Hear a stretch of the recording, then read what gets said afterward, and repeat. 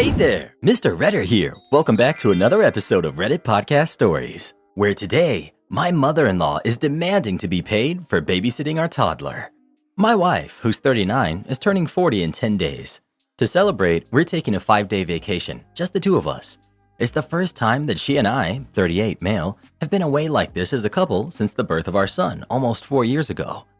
We planned this trip months ago, and my wife asked her mom if she'd be willing to come over to our house and watch our son while we're away. Mother-in-law agreed right away. Mother-in-law is in her early 60s, but doesn't have a real job. She'll do cleaning for her brother, who owns a bunch of rental properties, and he pays her in cash. So it's not like she has a schedule she has to clear to stay with our son for a few days. Last weekend, my wife called mother-in-law to talk to her about our trip and to ask if there's anything mother-in-law will need or want us to stock in the house as far as food and necessities. During the conversation, mother-in-law said that she will need $100 per day from us. This is the first time she ever brought up wanting to be paid for watching our son. My wife was caught off guard and just kind of agreed to it. But when she got off the phone and told me about it, I got upset. I told her that mother-in-law is taking advantage of the situation because she thinks we have no other options. I told her that it's BS she sprung this on us so close to our trip, and I don't think we should pay her anything. I said that I would call my parents and see if they can watch our son instead. My wife told me that mother-in-law wouldn't ask that sort of thing unless she needs the money, and that adding $500 to our vacation trip isn't that much of a big deal. I told her that it's not about the money to me, it's about mother-in-law being sneaky and manipulative. I called my mom and asked her if they would be able to watch our son instead, and she jumped at the idea. Both my parents are recently retired, so they have plenty of free time and would love an extended grandson visit.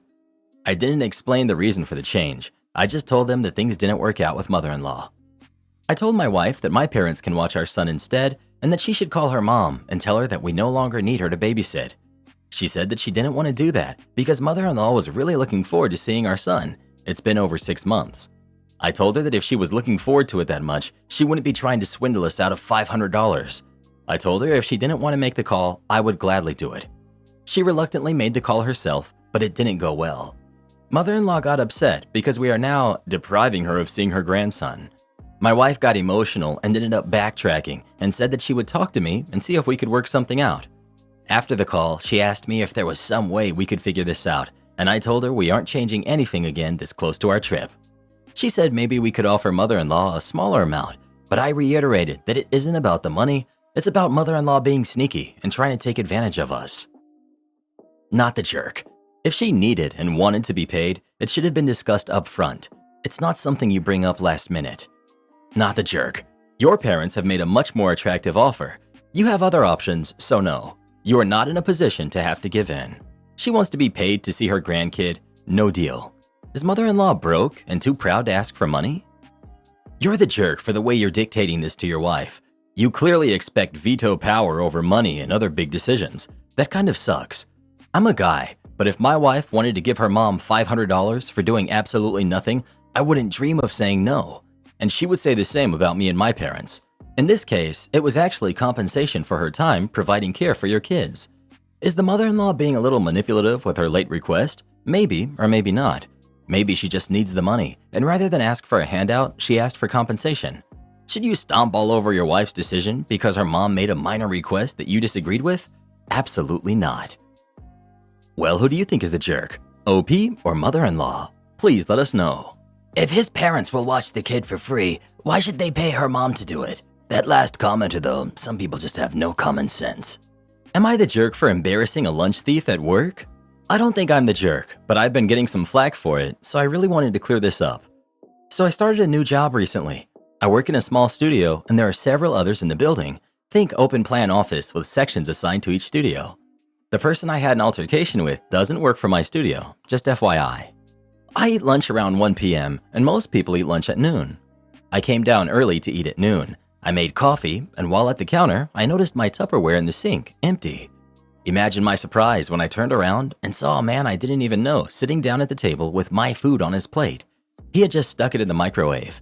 Acting rashly since I was mad, I sat down next to him and said, "Hey, that looks good. Mind if I try it?" Then before waiting for an answer, I yanked the plate away from him and snatched his fork out of his hand. He just blinked in shock, as did everyone else as I started eating. He then, quite loudly, asked what I thought I was doing, and I replied, Huh. You know, this was actually much better when I first cooked it. It probably lost some flavor in the fridge. He caught on quickly that it was my food and he turned a little red. I then asked him where he got the gall to steal someone else's lunch and then asked them what they were doing when they took it back. He stuttered out some nonsense about not knowing it was mine, and I replied, "Well, you knew it wasn't yours, right?" He just mumbled something like an apology, and I said that's no problem. It was nice he had warmed it up for me at least, in an admittedly annoyed tone, and then he just got up and left, and the people there just stared in silence. Two of the silent watchers, maybe his mates, I don't know, told me that I was rude to him and that there had been nicer ways to go about it. I told them to think about how they'd feel if someone ate their food before saying they should focus on their own lunch and I'll focus on mine. Well, it's been a little awkward at lunch since then, and I have the impression a few people are talking crap about me at work now. Maybe I could have been nicer, sure. I still don't think I was wrong. But tell me, Reddit, am I the jerk? Unpopular opinion, but you're the jerk. People who steal food for no reason absolutely are jerks, but you don't know this guy's living situation or financial situation. He should not have stolen your stuff, but publicly humiliating someone who may have to steal to survive? Nope, I would never do that. I would have pulled him to the side and politely let him know that it was my lunch. That way you get your lunch back. Don't humiliate him and don't look like a jerk to the rest of the office. OP. I see where you're coming from, but I don't see this as an acceptable excuse. He doesn't know my financial situation either. I've moved recently into a new apartment with a roommate and had to pay 3 times rent for the first month, deposit and first month's rent. And my low 3 months probation pay at work just barely covers rent, not considering utilities, groceries, fuel for my car, etc. I've been dipping into savings till I can get better pay and spent the first month in my place eating on the floor because we had no furniture or spare cash to get some. It's very unfair to put a stranger's financial situation ahead of mine when I cook in bulk to save money and sometimes eat the same food for lunch all week. I saw some comments saying I should go to HR, but my studio doesn't have HR and the perp doesn't work for the same place. We do have a de facto office manager, but I don't want to take it any further since I'm still new here and on probation. I think my reaction might have been enough. Update. I finally found out from a new friend at work that yes, the lunch thief had struck before. Apparently, everyone wrote their names on their lunch to combat this, and the thief then targeted unmarked lunch or lunch items. Guess no one told me. People apparently started being petty and standoffish to the thief since, and he blames me for that. Also, according to my new friend, most were actually very pleased that the thief was finally identified and dealt with. I was assured that besides the thief in question and his cronies, no one thought I was being a jerk. However, not knowing much about me, they assumed I was a very serious or cliquey person from my reaction, which I mean is fair. I dress very professionally when most of the office dresses quite casually, which probably added to that. I've started to come down to lunch earlier to chat with some people, and the office seems to be warming up to me. Well, who do you think is the jerk? OP or the lunch thief? Please let us know. How on earth anyone can make excuses for a lunch thief who gets called out, I'll never know. My boss is rude to my husband, and I don't know how to bring it up to him. I work as a bookseller, and about a year ago, our bookshop got a new manager. This was a great thing for the shop and for me personally. He's much more competent than anyone we've had in the past and has a real drive for developing people. I happen to be the person he's focused on developing, and it's been wonderful. I get paid more now, have lots more responsibility, and I'm being provided with all the training to start managing my own shop before Christmas. I'm being treated as a rising star in the business. We're part of a very big chain and given a lot of opportunities to excel, which of course feels fantastic. I'm very grateful. There's only one thing though. My boss is very keen to socialize with me outside of work, but one-on-one and as part of the management team. The culture in our shop has always been that partners, spouses, housemates, friends, etc. are very welcome at these events. However, my manager seems to absolutely despise my husband. I can't find any reason for this. Obviously, I love him, so you could argue that I'm biased. But really, everybody adores my partner. He's gentle, fun, and a good listener, and he always proves a popular addition. Honestly, half of my colleagues probably prefer him to me. He's only spoken to my boss a couple times, and only briefly, but my boss is openly dismissive of him. He makes disparaging remarks about him, stops engaging in conversations when I bring him up, and recently, when my husband arrived at some drinks, my boss visibly and obviously swung his entire body around in his seat so that he was facing away from us and left not long after that. I have no idea what to do. I have a fantastic working relationship with my boss, and frankly, I plan to capitalize on that. But this makes me really uncomfortable. For further context, I'm a woman and he's a man, and he's single. However, he's often told me that his preference is for very done-up, alternative but feminine women, which does not describe me. I'm scraggly-haired, no makeup, shapeless clothing wear. At first, I tried to dismiss his disparaging comments as an awkward attempt at humor, but after he so rudely turned away from my partner at the drinks, I'm angry. I don't know how to bring this up with them, or if I even should. Help. Update. The situation remained an odd one. While I wussed out of taking your advice when it came to actually talking to my manager about it, I thought there was enough plausible deniability that it might make me look like a bit of a nutter. I did start shutting down the comments when they cropped up, and being rather icier than I normally would be. As women, we're so socialized to be warm and accommodating that I think this took him by surprise, and the snide comment stopped pretty much dead. I've also set a firm boundary on socializing with him in anything but the largest, most work-centric outings. He got a bit snippy when I didn't come to his birthday, but sorry, I was out with my husband. Some friends of ours recently had a baby, so we had a very fun evening playing house with said baby, while the new parents got to have a rare night out together. I even showed my boss some adorable pictures of my husband cuddling the baby. I know, it's petty. However, the sheer wealth of commenters speculating that my boss has a crush on me has me thinking. They're probably right, and if they are right, then the way he's going about things is uncomfortable, creepy, and unethical. As we move into the much busier period in our shop, he started scheduling just the two of us to work late in the shop to catch up. Normally, this is a job that a team of at least 3 people would do, presumably to avoid situations like this. To add to the issue, as my commenters predicted, I didn't end up getting my own store. Imagine I needed a 90% on my performance review to get promoted into it. They gave me an 89.9. Boss and the HR rep, who always sits in on these reviews as a representative of the regional manager, said in recognition of how hard I work and how many additional duties I take on, they'd enter me for a specific excellence award, which comes with a cash bonus. They've since come back to me and said, unfortunately, it turns out that's not what the award is for. I then set a meeting to discuss pay and advance the points that I'm taking on much more work than I was at this point last year, and getting paid effectively less for it due to the rampant inflation. The answer was that a raise was not possible, and the plan going forward would be to schedule another performance review after Christmas and discuss it then. Following this, I attended the Christmas meeting where they told us how our old shop was forecast to take upwards of $60,000 a day. I've had a couple of days since then to reflect on how I feel, and I've come up with it: undervalued and angry. Update 2. I got another job. After I wrote to you with my update, I decided I was furious enough to quit without another job offer in my pocket. To the abject horror of my parents, I did just that. I was, of course, very nervous about going voluntarily unemployed at the beginning of a recession, but I'm so pleased to report that, thanks in no small part to your job application advice, I've been offered another job. It's fewer hours, more money, more benefits, and to the relief of my formerly horrified parents, much more prestige. Since the offer came in, my boss has noticeably ignored me, which was an improvement. On my last day, he then handed me a card with a poem inside of it, and I kid you not, it said, "Don't tell your hubby." I just laughed at it and said, of course I would tell my husband. We share everything. Boss then squeezed my shoulder and said, "I'll miss you," in an embarrassing heartfelt voice. Yikes. I did of course show my husband the card. I then took great pleasure in deleting my former boss from my phone, thoughts, and my life. I'm willing to bet that the creepo was pushing his usual type so that when he made a move, he could pull the, "You're so different from what I'm usually attracted to. You must be something special." Overheard my wife tell her friend on the phone that she settled for being with me and that marrying me was her last resort. I overheard my wife talking to one of her best friends on the phone while I was passing the bedroom. This friend is in a serious relationship. My wife then said to her, "Sweetie, remember it's your choice. Don't settle for just anyone. That's the mistake I made. Who knows who else I could have had? OP was my very last resort, and now look where it made me end up." Hearing that honestly broke my heart in two. Does she even love me? Why am I being treated as a second base?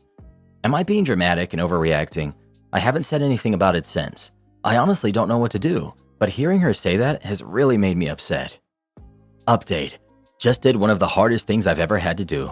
Today after breakfast, I told her we should sit down and talk. She was hesitant, but I said it was important. We went to the living room and she said to me, "I already know what this is about." My post apparently made it to the front page, so of course she saw it after scrolling down a bit under popular. Of course, the waterworks started happening right away. I told her what she had said had deeply hurt me, but obviously she already knew that since she read my post. Through her tears, she said, "I was just joking. I wasn't serious." She then went on saying stuff like, "I love you. I love you." I told her I can't be in a marriage where my significant other doesn't love me the same way I love them. She tried to tell me that she loved me and that I meant something to her, but it was all BS. She said she didn't want to lose me. I told her I don't think this marriage was the right decision, and from there, I basically told her it was over. I told her I knew how she really felt about me, and that was messed up. She basically played with my emotions.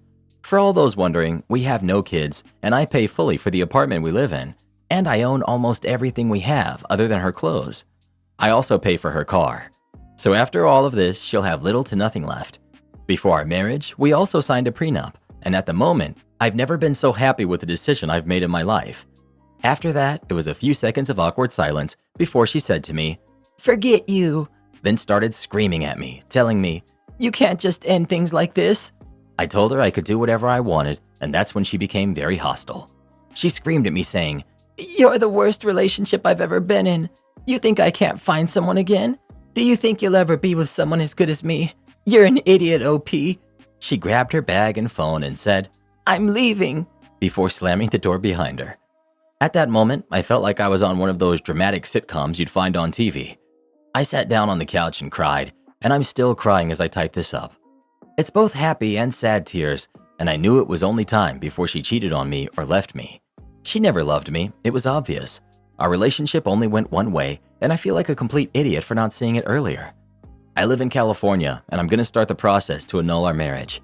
Tomorrow, I'm going to start throwing all of her belongings in the trash bags because that's essentially where they belong. I'm not throwing out her stuff, just using the trash bags as a way to give her back her things that she owns. Thank you from the bottom of my heart for all of your kind words and great advice. You gave me the courage to stand up for myself, and I know my life will certainly improve as a result. You want his car? Take his other crap first. My partner, Carl, and I were friends at first, and when he lost his house due to bankruptcy, he came to live with me. He had no job, lived in poverty on a disability pension, of which he gave his ex half, for 14 years since his wife left. In contrast, I owned my own house, had a successful business, and was pretty independent. He was very handy around the house and loved puttering, talking with the neighbors, and had a great sense of humor. He was clean and very easy to live with. We were together for 10 years. We treated each other well, but he had no rights to anything I owned and vice versa. I stayed away from his family drama as best as I could. Carl had 2 adult kids, Margot, who's 28, and Todd, who's 35. The kids never visited their father, ever, and when he called them, they rarely picked up or returned his calls. If they did pick up, they brushed him off or dismissed him entirely. I felt bad for him, but what could I do? They were like that for years before I met him. They were rude and nasty people, but he loved them and couldn't understand why they didn't have the time to talk to him. Carl passed suddenly one evening at 58. He had been in poor health, and finally his heart just gave out. Not 12 hours after he passed, Margot called to ask if he had any life insurance. For a nanosecond, I thought that she was concerned about my finances handling the burial, etc. But no. She told me that according to their mother separation agreement, he was supposed to keep life insurance on himself, and she and Todd were to be the beneficiaries. I guess he never told her that once she turned 18, he had canceled his life insurance because he was on disability and couldn't afford it. He may have tried to tell her during one of the phone calls, who knows. Later the same day, Margot called and asked if he had a will. She told me that she had already been talking to a lawyer. This was a day after he passed, and that because she suspected Carl didn't have a will, she would be his next of kin. She would be taking over the burial arrangements, etc., and she was the beneficiary of all of his stuff in my house, including his car, which was a used car, but still newer than hers. I was pretty upset by the timing of all of this and couldn't believe they could be this mean and cruel so soon after he had passed. He was their dad and he loved them. She then told me she would be doing a walkthrough of my house to be sure I didn't miss anything of his. That was when I said, "No, you won't." Margot got really upset about my refusal to let her into my house and to take the car the same day, and conveniently forgot to tell me where they were having the funeral. She didn't put it in the paper, and she only told special people where it was. I found out later it was 3 towns away. But she did let me know repeatedly that they wanted the car and all of his stuff out of my house. I knew that once she came to take the car, she would not be back to get the rest of his stuff, which she knew was nothing of any value. I would be left to get rid of a monumental amount of stuff at my expense. Cue malicious compliance. Now, dear Carl was a hoarder, and I mean that in the true sense of the word. Even if something was broken, useless, outdated, or worn out, he kept it. So he had 4 old-style TVs, 6 giant toolboxes, 8 computers, 2 barbecues, a floor model drill press that he was going to fix, a bandsaw he found in the dump, 6 stereo components. None of this stuff ever worked. He was saving them all for parts. Plus 198 boxes of metal parts from odd machines, trucks, cars, bulldozers, and buses that he had salvaged and collected over the years. It was all in the garage, which he thought was his man cave. 198 very heavy boxes. Guess they were packed quite full. Plus the pride of his collection, a 60-year-old 5-ton metal lathe that Noah used to construct the ark. So I parked his car at the very back of my 2-car garage, then shoved all of the boxes of stuff in front of it so that it was impossible to remove the car without taking everything out in front of it, including the metal lathe. It took 2 weeks and a lot of effort, but the garage was packed to the roof. I took a picture of the garage with the doors open. Margot and Todd soon started screaming to their lawyer that I was not cooperating in regards to the car. I responded that I needed to see a legal document that the car was in fact legally theirs, registered into their name, and properly insured in case they drove it away. I didn't want to be held liable. I also needed to have the rest of the stuff taken away. Plus, I had just had my driveway paved, so they had to have proper movers come to get his stuff, not just a couple of yahoos in a pickup that would damage my new driveway. They said they would, after they got the car. Their lawyer screamed that I was stalling and refusing to give up the car. He even went so far as to accuse me of selling the car. I sent the picture I had taken of the garage to my lawyer, proving that I still had the car. My lawyer said, "Where is it?" I said, "You can just barely see the roof, but it's over there behind the boxes." He got a good laugh out of that. So Margot and Todd had to hire a moving and storage company to come and collect Carl's precious stuff. The metal lathe took 4 men and a special small tow motor machine thing to take it away. It took all day for them to empty that garage. I asked where they were taking it, and they said to a storage unit. The head mover said something to the effect that there was no way this was all going to fit in the one storage unit they had rented. Oh well. So in the end, the cost of the movers was $14,000. I heard this from his best friend, and who knows what the storage unit costs and for how long they rented them. Perhaps they recouped some of the money they spent from selling scrap metal. They also had to pay for his funeral. Turns out I did have an insurance policy on him that I paid for and had planned to use it for his burial. But since I wasn't told where the funeral was, I used the money to pay off my mortgage instead. It would have cost them nothing to be nice to the woman that looked after their dad for 10 years. Am I the jerk for not being an active grandparent? I, male 47, have a son, Jake, who's 26, who has his own son, Mike, who's 5. Jake's mother and I only had a short-term relationship, and it was an accidental pregnancy. To be blunt, I never wanted to be a parent, particularly not at 21. However, Jake's mother did, and it wasn't my decision. Although we've always kept the peace, things have always been icy between us due to that. However, I always tried to do right by Jake. I would have him every other weekend and for a month during the summer. Would do my best to deliver on anything he asked of me, treated him kindly, and tried to be a good dad. Then at a certain point, his mother married a guy that Jake hated, and I had him move in with me once he was 13. I won't lie, I wasn't cut out to be a parent. I love Jake, but I just hated parenting. I did it anyway since he was my son. We have a very good relationship, and I've never shirked any responsibility to him. Jake also became a father at 21. However, he was all for it and is happily married to Mike's mother. I also got him into my electrician's union and had him set up on some good jobs. So he was on much, much better footing than I was for a kid. Back then, we had a long talk, and I told him, "Jake, being a parent is very different life. It's hard, exhausting, and on a day-to-day basis, you don't really get to do what you want to do very much. It will be a very long time before you don't have that kind of responsibility anymore." Then the conversation turned to how I'd help him. I told him, no, I'm retired from parenting. I'm turning back to my own life. He has his own home, a union job, is engaged, and adult enough to decide to have a baby. He's the adult now. He's the parent. I'll be around, and if there are any emergencies, obviously I'll do what I can, but I won't be an active grandparent. I've largely held to it. I've been doing a lot of travel. I have a girlfriend, hobbies, and to be blunt, I'm doing all the things I didn't get to do in my 20s. Do I see Jake and his family? Yes. However, I rarely agree to babysit. Jake resents that I don't go to Mike's games. they tend to conflict with my weightlifting club, and that I'm pretty hands-off with Mike. Things came to a head last week when Mike had a baseball tournament and I refused to go because I had plans to take a scuba class with my girlfriend, which admittedly could be rescheduled. I didn't tell Jake this, but I spent so many Saturdays bored out of my skull watching Little League when Jake was little. I always cheered loudly, was crazy supportive, and never let on that it was like watching paint dry, but this is no longer my responsibility. So I told him, Jake, I spent 20 years parenting. That's enough. He then yelled at me that I'm always jetting around, playing like a teenager, not putting him first. I told him that no, I wasn't. I did that for 20 years to get him on his feet as an adult. I've done that, and I can go back to prioritizing my own life.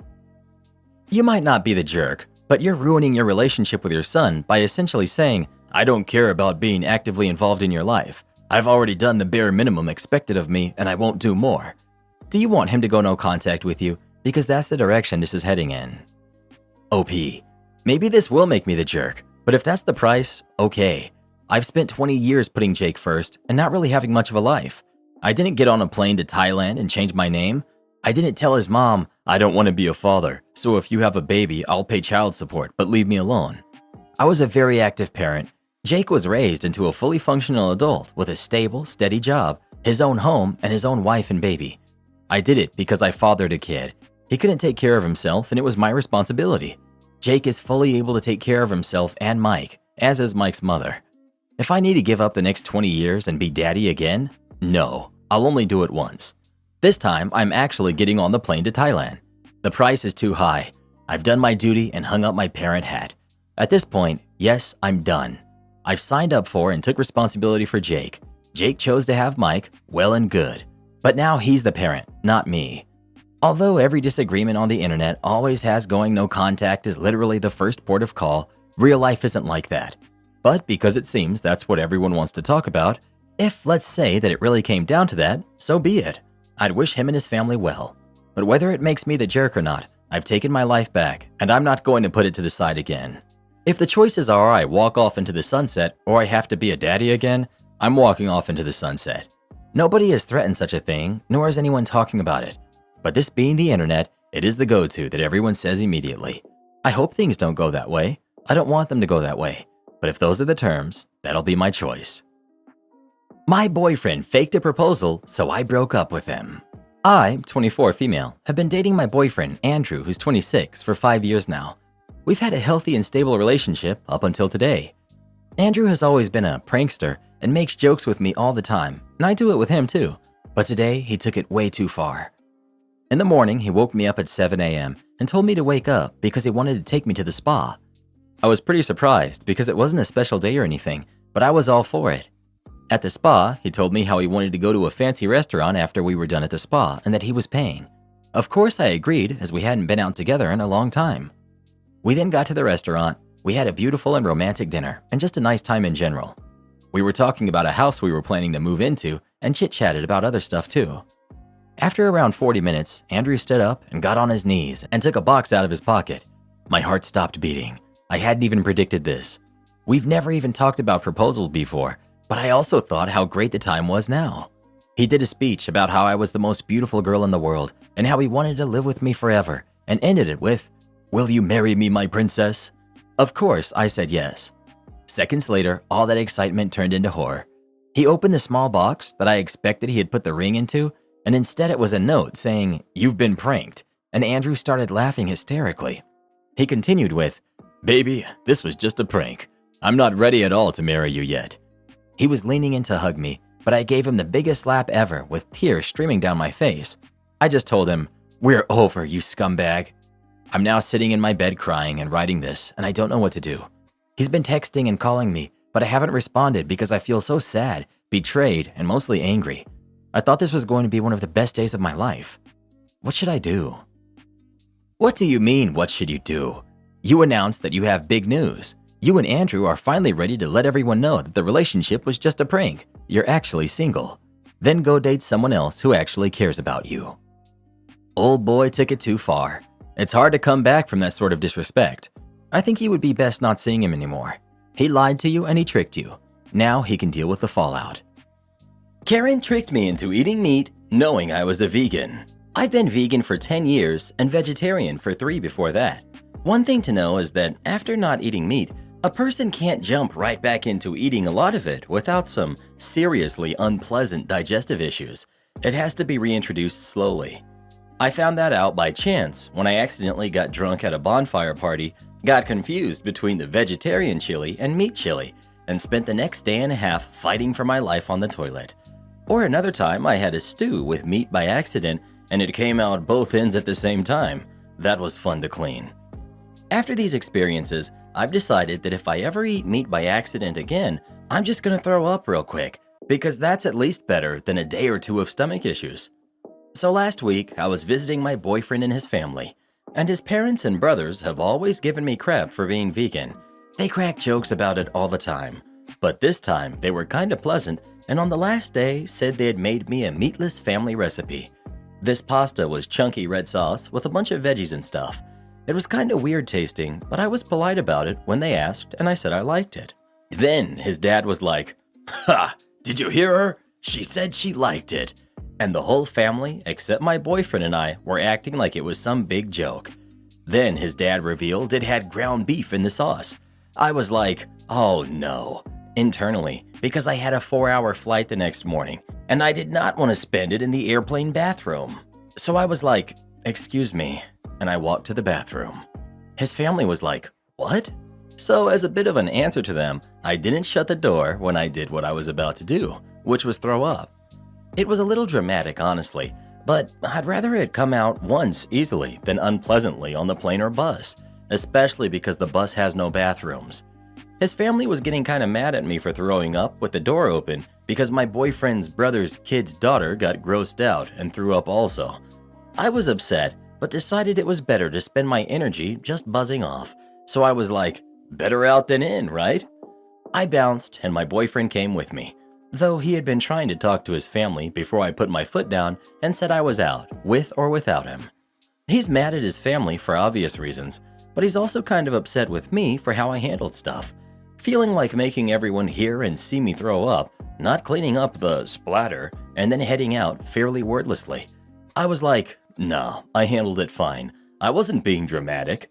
I didn't want to be sick on the airplane tomorrow. And the splatter? They're lucky it wasn't coming out from the other end. At this point, I started laughing at the idea, which made my boyfriend even more angry.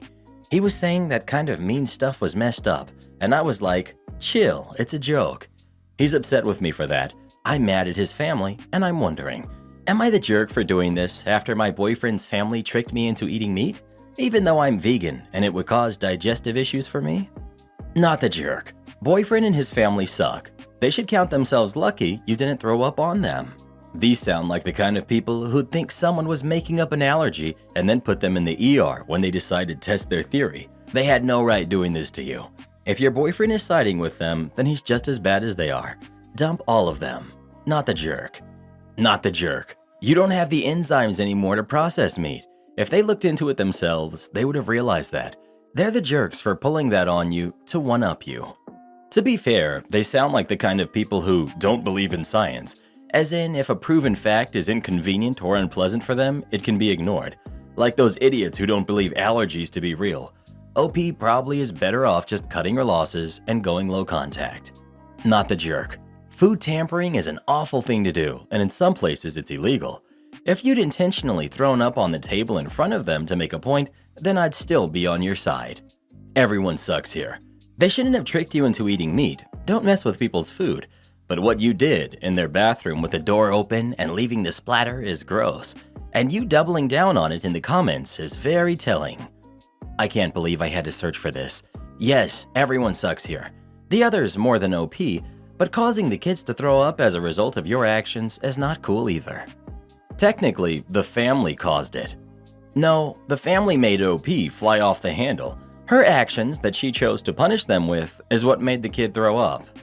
Well, who do you think is the jerk? OP or her boyfriend and his family? Please let us know. I know one thing for sure. They'll never trick a vegan into eating meat again. Do this next. Tap here on your screen to come see our new podcast playlist, where you'll find thousands of hours of the best stories you've ever heard. Or tap the one on the right. That episode is specifically just for you, based on other videos you've enjoyed the most.